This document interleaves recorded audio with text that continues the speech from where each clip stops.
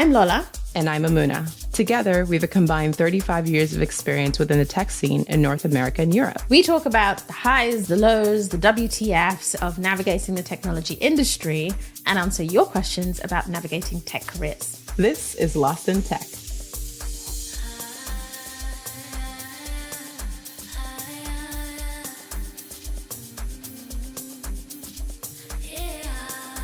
All right, so I feel like every time I see you, your hair is looking like on point, to the tens, just beautiful and black. I appreciate you, I hear you, and I'm absorbing the compliment. And now I'm going to provide you with a bunch of justifications to make you feel more comfortable with accepting the compliment. I'm trying to, so I gave up on the whole beauty is pain thing a while back. I have short hair for a reason because I can cut it myself. I can fade it myself. I don't often rely on other people, but it gets boring. And you see styles that you like and you're like, oh, let me give it a try. Mm-hmm. So then obviously I was doing the half head braids, which is great because when your sides are shaved and you go for braids, your appointment is like a third of the time of everybody else's, which is amazing. Uh-huh. And then I decided to color my hair red. And I saw a friend of mine who had these faux locks. And I was like, wow, they look great. And so I was like, I wonder if I could get it and it could match the hair color that I've now got and we could try and do this thing. And her hairdresser said, yeah, I can do it for you. So I was like, yay, let's do it. And I have done it. And I love the effect.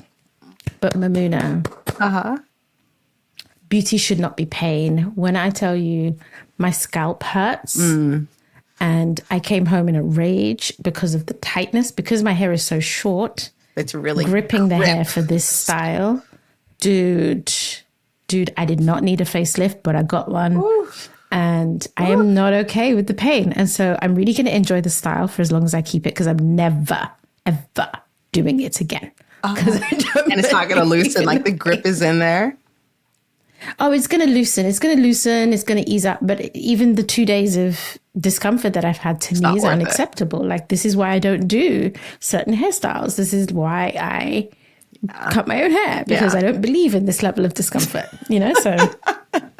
You're like, I'm not about this. We're out there stunting on styles. I'm not about this. I'm not about it. I'm just going to be real. I'm not about it. I'm trying things. I'm trying not to just, be like in my 60-year-old haircut for life. I am trying to stay, dynamic, but hip. Yeah. How are you? I'm still hanging out, so it's nice. Taking time to learn, which is fun. I've gone on this crazy path with leveraging ChatGPT for just things. And we like it. I've just found this curiosity around just generating these interesting prompts. Thinking about selecting schools for my son. And I had hired a person to help think about how do you navigate the landscape, whatnot.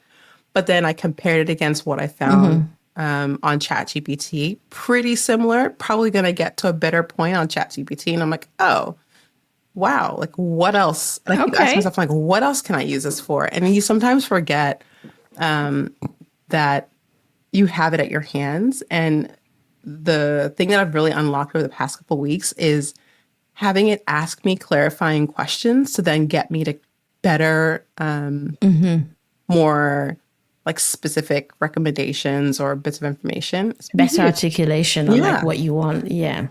So I've just been playing, which has been a lot of fun.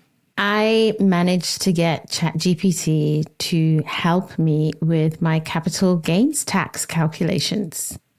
And I verified that it was correct. Mm-hmm. Oh, yes. I actually specify amounts, states, tax brackets. So you basically give it all of your inputs and then it produces a summary of rationale plus the calculation. And this is what you owe the government. And I did it manually a couple of times and I was like, yo. Oh my gosh. Could ChatGPT for taxes. Honestly, because it's the same information you would need to give to an accountant. Exactly. And it provides rationale. It literally is well, in this scenario, this is what you do. And then this is the thing. And then this is the threshold. And this is the thing. So this is the number. And then you take this number away. And then blah. And it the fact that it shows it's working was where I was kind of like, okay, I can trust you now because I understand what's supposed to be happening here. But now you've just done it for me. So I can save having to build a million spreadsheets for myself, and I could just and bing. And I learned that you can save you can do micro training. So you can like give it things like documents and then save a version that is trained on that topic. Oh, huh. Dude. Product requirements documents. My boss put in a summary for a new product that we're working on, and it came out with like a 1-page strategy document that I was like, I think this might be better than anything any of us would have written. Hey, I mean, leverage the tools around you. Have you used... If it makes you more efficient. Exactly.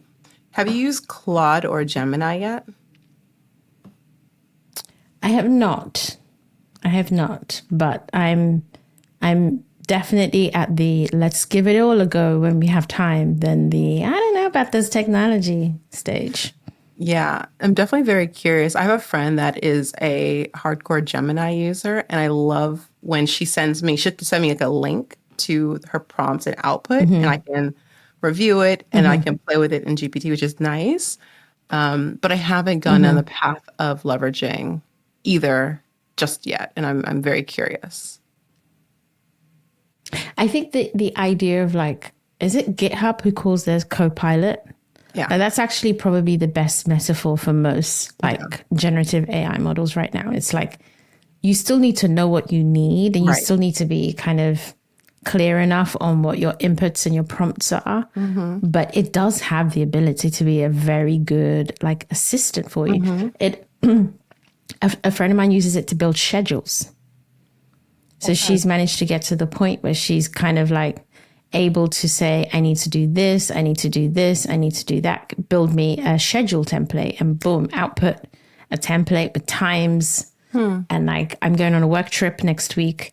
Oh, that's pretty cool. And it's one of those where like it's out of time zone, like really far out of time zone. So like thinking about you've got to build like a 12-hour work day, that it's really complicated to plug in the right times into your actual calendar because you're like in the wrong time zone now, but you're planning for like a breakfast meeting that's like 13 hours out of time zone. So you just get something like a Gen AI to build you a spreadsheet with like, you know, put this many blocks per day, block out lunch times and evenings and mornings and do this, and spreadsheets there, and you pick it up and off you go. I am excited to keep diving deeper. I would love to see what our listeners are using ChatGPT or other services for currently. I feel like there's so many interesting uses that we wouldn't think of. So I'm curious to start a conversation and sort of share the wealth amongst one another to see how are we using it and what has it done for us. 100%. So since I'm currently on a lovely leave, I'm very curious, like what's it like in the working world? Like what are you doing right now? Oh, it's so interesting. So the working world is busy. I think we haven't posted yet, but in our little thing, I obviously got a promotion in my particular job, which is yay me. Yay you. Celebration. One of thank you so much. Yay me. We'll have that moment. We keep celebrating. Yes. We earned it. Yeah, yes. The thing that I reflect on is, you know, I think everybody has this, and it's like a truism, no matter what level you are in your career. Because even when you are the CEO or a founder of a company, as we know from Steve Jobs and Mr. OpenAI, you can still be sacked from your own company, right? Everybody has a boss. Everybody has like somebody above them. And I think there's always like moments when there's a lot going on. Like I'm in one of those moments, there's a lot going on. There are competing pressures on resources. And so you have to find a way to absorb decisions and react and respond in real time. and work really hard on putting down your emotional responses and ego, right? So this is one of those weeks for me where my ego has no place at work. I have no business having feelings about the things that need to be achieved.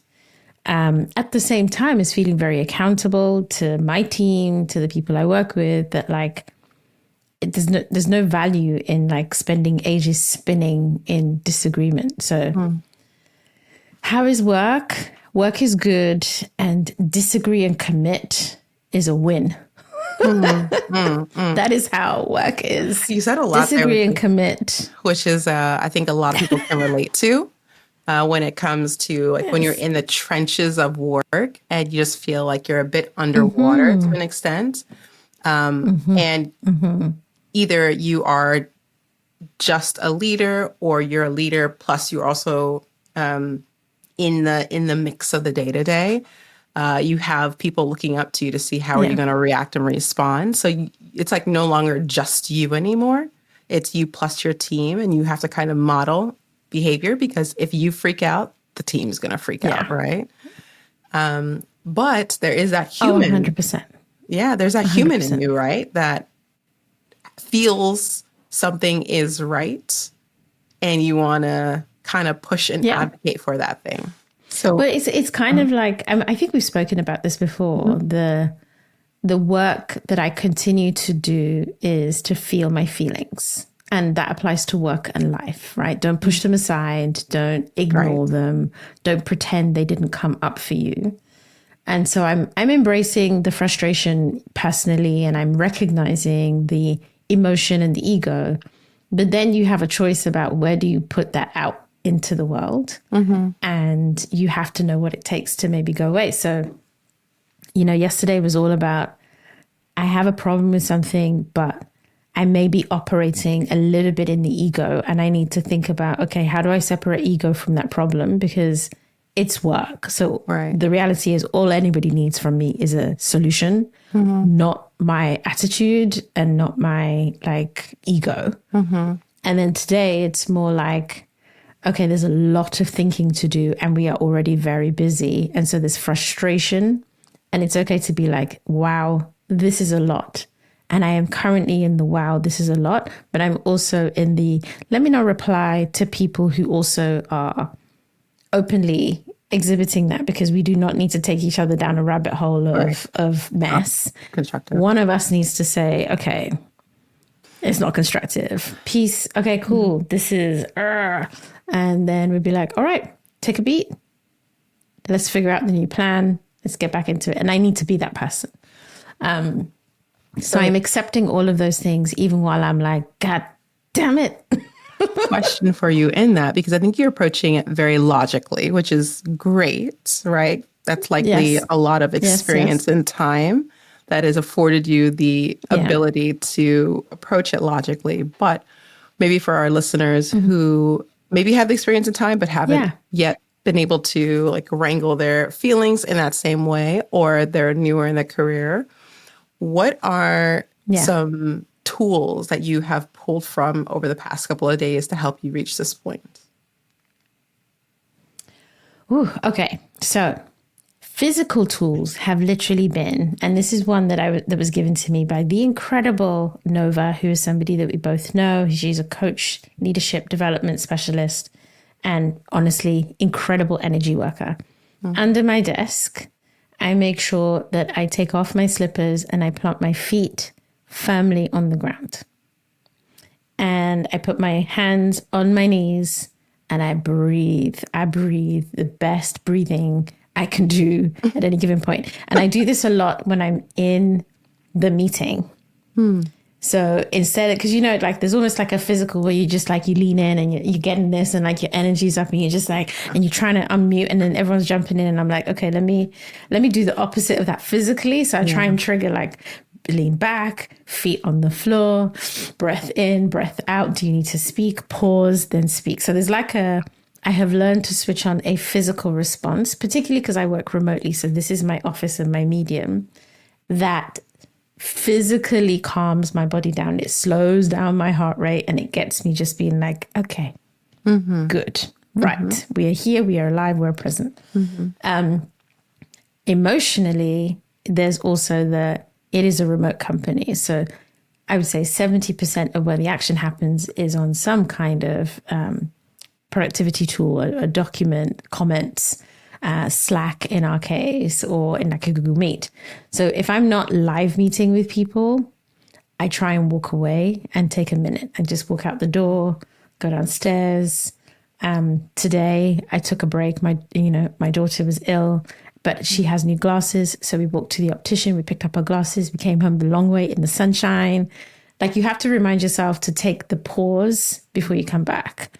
The other thing is this, it's like, I'm still in it. We still need to resolve, but you also access someone, you access people who you can put down with that aren't in the same team or space. It does not harm your ability to do the work. You kind of separate what you need as a person and you say, let me go have a conversation with my person. And then I can come back to work, and I've come back to practicalities and pragmatism, and I'm processing, but I'm not bringing all of that emotion state to the work I need to do in that moment. So I'm trying to find that balance of, you don't ignore it, but you're not just a ball of it. You're not about it in every interaction you have subsequent to that at work. So it is always a work in progress, and there are always more ideas. I'd also love to hear how other people handle when you get to that high stress in a working day or a week. But yeah, there's no escape from it.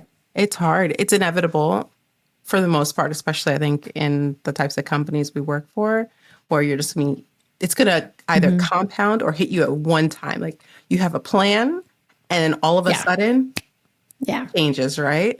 Yeah. And in the moment, sometimes you may forget that, you may not forget, you may not realize it's happening. So all of a sudden you realize, like, oh my gosh, like, I'm overwhelmed, I'm stressed, I'm emotional, all these things. Or you could feel the buildup. You're like, okay, I know it's coming, and you can like employ those tools.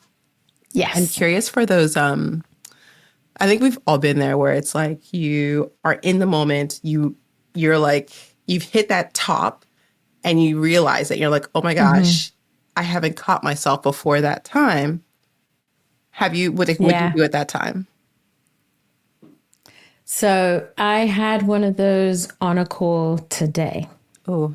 And so I know a lot of people in remote, they switch off the mirror so they can't see themselves. I like to see myself, because what happened was I caught my own face. Your face, yep. I caught my own face, and I was like, I had to neutralize. I was like, oh, nope. We are going to neutralize that face. And at that moment, you become a bit more self-conscious. You're thinking about, what do I look like? What do I say? What is my body language telling me? So I had to trigger the physical stuff of like putting my feet on the floor, putting my hands down, starting to breathe, so that I could hold the neutrality and not necessarily communicate that was actually on my face for that split second. So I think I have, again, you just have this obligation to be like, it is okay to feel the thing, but what is the impact of explicitly emoting the thing in that moment? What value does it add, and what maybe does it take away from, both for you and for the people around you as well? Like, there's just an assessment that's happening like split second. And my personal choice, it's not everybody's, it's not a must. My personal choice is to go back to neutrality. It's like, yeah. I probably handle it. My like colleagues who worked with me in the past will often say like, wow, you really bring a lot of calm to stressful situations, or they'll say that you do. But I almost feel like there's like, I don't realize I'm doing it, but I almost feel like I detach in a sense. So as soon as I realize I hit a point, I just let go, and I'm like, it's fine. Everything's fine. Everything's perfect, whatever. And in that moment, pure logic just kicks in. So I don't think about who it is, what they're saying, anything like that. I'm just like, okay, here's the end goal. Here's what's expected of me. And here are the logical steps in my mind it will take for us to reach there. And then it's just like a very calm communication as to like what needs to happen. And normally either that scares people into doing it, or they're like, okay, this makes total like, sense. what's happened? Like, she's so cold. She's so clinical. Exactly. It's like, oh, okay, well, like, let me just do it, I guess. But, it works. And I find that as a leader, I think people are like expecting you to, like they either want to see you get riled up and like fight in defense of something, or they're like, I just need someone to be a Yeah. steady ship. And I very much am just like, okay, He's going I'm to going to tell be me the what to steady do. ship and we're just going to go through Yeah. it and get it done. Yeah. But it definitely takes time. Like it takes experience with those things to understand, especially as you climb the ladder. It does. And I think if I think about the context for me this week, as we've got something launching, we've got physical events, location-based stuff, and then we've got software and dependencies. The trigger was actually increasing our risk posture, right? It's like, it's not that we shouldn't even, it's like in an objective way you can be like, should we do this or shouldn't we do this? It's like, well, if we have all the time in the world, let's have a discussion. Like, it's not almost like there's no real opinion on, It's like, why is not? it right or wrong? Why not? Let's It's just like, do why it. not? But then when you put it in the context of everything else that's going on, you're like, but why now? In this moment with all of these other things? So like Yeah. what I would hope I left behind this week, if people, because it's a Friday that we're recording this, if people were to score me on my responses to the things that we have all experienced at work this week, I would hope that people observed, passion. It's like, yeah, they knew that it was not okay. And I was not, the situation was not necessarily being like washed over my head. It's like, excuse me, we are here. What is going on? But also I think today my focus was, okay, we're getting risk creep. A lot of things are changing late in the day, and they're now going to make us like, it's shifting our posture, and we're almost like being forced to respond to a starting point we didn't want to have in this context. So let's accept that, and let's go all the way to the other end of this, which is if we're going to change this outcome, let's assume all of the risks are going to bear out. Everything we're worried about is true, and everything we've been worried about is about to happen. What would we do then? Let's start planning for those outcomes. So like, it's almost because the risk creep has gone up. And so we're maybe like, there's more things that could go wrong, and there are more places where it could go wrong. Let's just assume it's going to go wrong. And now let's put a really good plan in place to respond to that. And that calms me down, because I find my anxiety is usually in the unknown, right? I'm okay with making decision A, B, or C. I just need everybody to be on the same page about what happens when we make decision A, B, and C. Yeah. Where I get stressed is when we're making those decisions, but there are unknown unknowns and nobody's taking the time to go figure out what that is. Yeah. But it's obvious something's there that we're not quite sure about. So I'm like, okay, control means let's go worst case scenario this. Let's go map out the consequences and then socialize those outcomes. And that means everybody's then better prepared, right? Like it's almost like you're less stressed because well, if it goes wrong, it's not going to be great, but we know what to do. And that that would be what I would hope folks are going to take away from seeing me respond to the stresses of this week, is that they know that there's going to be a plan. And that's actually a good feeling, even if they know that like, whew, it was a tough one, and she was not happy. I'm okay with them saying that. So what's interesting is I'm fully aligned that people walk away with a comfort. Like someone is thinking logically about what is potentially to come given this new wrench that's thrown into the mix. Something that I expect from myself in those situations as well, which is not seen by others, but I think is quietly expected, which is a follow-up non-public conversation, which is how we work or how we communicate with one another, right? So a lot of times you'll have that like group, you'll be in a group setting, and that disagreement or that increased scope or whatever it may be will happen. And there's people observing you. So yes, it is like, okay, I hear you. Let's do this, this, and this. I'll follow up with you shortly, right? And you just like dissolve the conversation. Yeah. And then there is, to me, a follow-up conversation between you and that person where it is like, listen, I want to chat about this last conversation we had. This is how I view things. I want to hear your perspective on what you were speaking about and what you're asking for. Because what's going to happen is, for me, in the past when I've just said, okay, I'm going to go do it, they are going to keep doing that same thing, right? Yes. They're going to keep throwing those wrenches. And so like you and I have worked for similar people, and some people have a tendency to just like, oh yeah, like ×5, why not? Right. Yeah. And why not?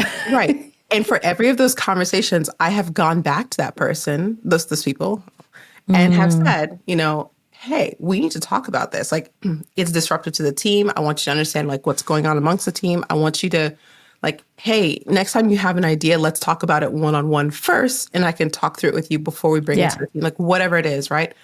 And so it actually made our relationship much stronger because they understood my boundaries and my expectations versus before they just thought like, why not? I can just say whatever and you're just going to do it. Like, no, I'm not just going to do it. But I don't want to be in front of a room full of people, you know, going back and forth with you because no one's going to win. Like, we're all going to lose. So I think it's an important thing. No, yeah, go ahead. I totally agree with those conversations. I think those, like how we engage conversations are frankly key because there's a flip side to this, which is for me, you know, I will complain about being in this moment. I will complain about the stress and like all of this, and this is so terrible. I would choose this 10 times over an environment where the reality of what was going on was never made clear to people, right? Like, so those environments were like, everybody's fine and everything is nice and nothing is really said. And we're just so cool together. And aren't we just a happy, happy team? But you are lying to yourself and you're lying to your colleagues and nobody's being real, right? Yeah. And you know, those individuals who can throw crazy into a team room and everyone's like, the byproduct of that is they're sometimes the biggest innovators. Like they see a huge risk and they see that slither of opportunity and they're like, I'm going to go for that. Right. And we're going to work this out. And they have the ability to hold firm when everyone else is like, hell no. Yeah. And they're just like, nah, we can do this. Mm-hmm. And sometimes it works. And I am here for even those few opportunities when it works. I'm like, I'm so proud of those moments. Mm-hmm. So like, you know, it's like nothing's perfect, but then in a trade-off scenario, would I rather things were calm and steady and planned? If so, I should probably work in like a library or a government project that can take 12 months and everything is slow. Either, right? Like, maybe not as calm, but it's not like the risk is not as like high. Week by week. It's not as intense. Yeah. And I think I would still choose this. This is a feature of being in a certain kind of environment, working with certain types of people. Yeah. But you have to know yourself well enough to know how to handle it well and to stand by your values and to do your job well and be real at the same time. And there's always processing to do to get that balance right. Yeah. I mean, I'm a huge proponent for product people at some point in their career being able to work at a startup of sorts, right? Because it is chaotic. And I think that is where this is. I won't generalize, but it's generally chaotic in most circumstances. And you learn to 100%. handle, you know, like these moments where it's like, oh my gosh, I'm being asked to do 30 things. I have 5 people. What do I do? And you have to make magic happen, right? And you are just pulling out magic. And somehow at the end of the day, that you didn't even know you had. Exactly. You get it done. And then when you go now work at some like other company, you're going to be moving at like such a fast clip. You're able to handle, you know, like little blips here and there because you're used to like dysfunction junction from years ago, you know? Dude. And this goes back to something we said a while back, like startup, you just described startup life maximally because they're in a hurry to prove the product. Mm-hmm. We're in a hurry to say, we didn't just get good money and we're going to be here for 5 minutes. It's like, no, we raised, we delivered, we executed, we grew and we succeeded, right? Like, so you've got to make that point really quickly. But when you are in this game, the amount of the challenges and the dynamic nature of the environment just means that you pull something out of yourself that in hindsight, you look and you're like, whoa, if I'd stayed in that comfortable job, it would have taken me 2 years to get that type of experience. Mm-hmm. I just did this in 3 months. You surprise yourself. Mm-hmm. And sometimes you disappoint yourself, but you also then have something to learn from that you can engage with. It has to suit you, but I definitely think it's, and you're right, for product people where You're both thinking operationally. It's like, let's go 0 to 1 and then 1 to 1.1, 1.2, 1.3, or version 2. There's a lot of things that you're juggling, and these environments pull on every version of your skill set. Like, you can't hide under someone. Like, they can see You're you accountable. and they can see what you are doing. Who's the product lead on this? Exactly. You are the product lead on everything. Yeah, exactly. I appreciate you helping me process, Mamuna. Yeah. This is one of those episodes where people see the reality of the work, right? We're lost in tech too sometimes. Yes. There's real people behind these voices. We've made this show for you, and we want to hear your stories. We have our combined 35 years experience in tech. We have an incredible bank of experts to call on. We are your safe space. So send us your tech challenges and we'll help you create some draft decisions through some real talk. You've been listening to me, Mamuna Oladipo. And me, Oyelayo-Pearson. Edited and produced by me, Michael Blissa, with theme music by 031 Mash. Email us at help@lostintechpodcast.com or DM us at lostintechpod.